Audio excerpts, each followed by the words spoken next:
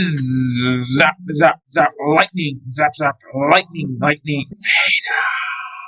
Hello everybody, today I'll be talking about every piece of confirmed information we have about the $1,000 UCS Death Star so far. I'll largely ignore all the speculation and just cover what we have confirmed. The UCS Death Star numbered 75419 will be released on October 1st, 2025 and will cost $1,000 with a piece count of 9,019. It'll be the most expensive LEGO set of all time and I would suspect it'll also end up being the heaviest. The dimensions of the box are confirmed to be the same as that of the 2023 UCS Venator with measurements of 52.3 cm or roughly 20.6 inches wide, 48 centimeters or roughly 18.9 inches tall, and 33.3 centimeters or 15.1 inches deep. The dimensions of the Death Star itself are said to be 27 centimeters or roughly 10.6 inches wide, 70 centimeters or roughly 27.6 inches tall, and 79 centimeters or roughly 31.1 inches deep. These dimensions, however, have had conflicting accounts and may have switched around as leaks have passed from person to person, so they should be looked at with much caution. The big piece of new information about the UCS Death Star confirmed by almost all leakers is that it will not be a full sphere. It was previously thought it would be a full-scale sphere completely paneled off, however that now seems to be completely off the table. Accounts about what the new build will be are conflicting among many different leakers, so if you want to see a video where I speculate on that, make sure to let me know in the comment section down below. Moving on from the Death Star build itself, we now have the gift with purchase. If you buy the Death Star on LEGO.com in the first few weeks after it is released, you will get a gift with purchase of a TIE Fighter. It'll be numbered 40771, have 236 pieces, and include 3 minifigures. One of these minifigures will almost assuredly be a TIE Pilot, while the other two are currently unknown. Moving on to the minifigure selection of the UCS Death Star, it will consist of 39 characters and has been nearly completely leaked. I would show the leaked pictures here, however I don't want to get a copyright strike from LEGO, so I'll describe them while talking about them while showing old versions of them. Going section by section, we'll first look at the generic Imperial crew. We have 5 stormtroopers who are all the normal versions of themselves, so the picture up on the screen now is exactly what they'll look like in the set. There's also an Imperial shuttle pilot, 2 Imperial crew members, and 2 Death Star gunners. Moving on to our 2 Rogue One minifigures now, we have a new director Krennic and Galen Erso for the first time ever in LEGO. Krennic is in his usual Imperial garb of a white uniform and black cape, while Erso is in his green Imperial scientist uniform he was wearing just before his death in the movie Rogue One. For the first time we've ever gotten Galen Erso in LEGO, I think this minifigure turned out pretty good, and as soon as I can officially show it on screen, I'll talk about it more. Looking at the classic lineup of characters based off A New Hope now, we have Farm Boy Luke, Stormtrooper disguised Luke, Han Solo, Stormtrooper disguised Han Solo, Chewbacca, Princess Leia, Old Ben Kenobi, R2-D2, and C-3PO. C-3PO will not include the dual-molded silver leg that LEGO had previously included in sets as inexpensive as $6, but will instead have a small silver print on his leg. This is a purely factual video, so I won't comment on it directly, but make sure to leave your thoughts on that in the comment section down below. And while you're there, if you haven't already, make sure to leave a like and subscribe. Our next set of minifigures from A New Hope consists of all brand new Imperial officers. These are the officers from the Death Star meeting room, including new versions of Colonel Yularen and Grand Moff Tarkin, and for the first time ever, General Tog and General Modi, who is the guy that Darth Vader was choking in A New Hope. Moving on to the minifigures based off Return of the Jedi, we have Luke Skywalker in his black Jedi robes, Darth Vader, Emperor Palpatine, 2 Royal Guards, the RD-6 RA-7 Protocol droid, and for the first time ever, one of the purple-robed Imperial dignitaries on the second Death Star. While his identity is not explicitly stated, I think the minifigure is supposed to be a representation of Janus Krinjatis. Our final 2 minifigures are miscellaneous. The first is a black astromech droid that has been speculated to be R3-T6, and our final minifigure is probably the most surprising and exciting, that being the Hot Tub Stormtrooper. The Hot Tub Stormtrooper has been included in several LEGO Star Wars video games, so the fact it's been included as an homage to that and as a gesture to the whole series of memes surrounding the minifigure is great to see. It also happens to be the only minifigure in this whole set that includes dual molded legs, which is exciting and disappointing at the same time. This leaves us with a grand total of 34 minifigures, with the final 5 being unknown. At least one of these 5 is very likely a Stormtrooper based off the nature of the cut-off pictures of the minifigure selection which have been leaked, leaving 4 mystery minifigures. Overall, the leaks for the UCS Death Star seem to have been disappointing so far, with a lack of high-quality minifigures or a fully fleshed out build for the first $1,000 LEGO Star Wars set ever. But make sure to tell me your thoughts on it in the comment section down below. What do you think of it not being a full sphere? What shape do you predict the UCS Death Star will be? Are you satisfied with the minifigure selection? And one last thing before you leave, please remember to hit the subscribe button, ring the notifications bell, and leave a like on the video. Bye!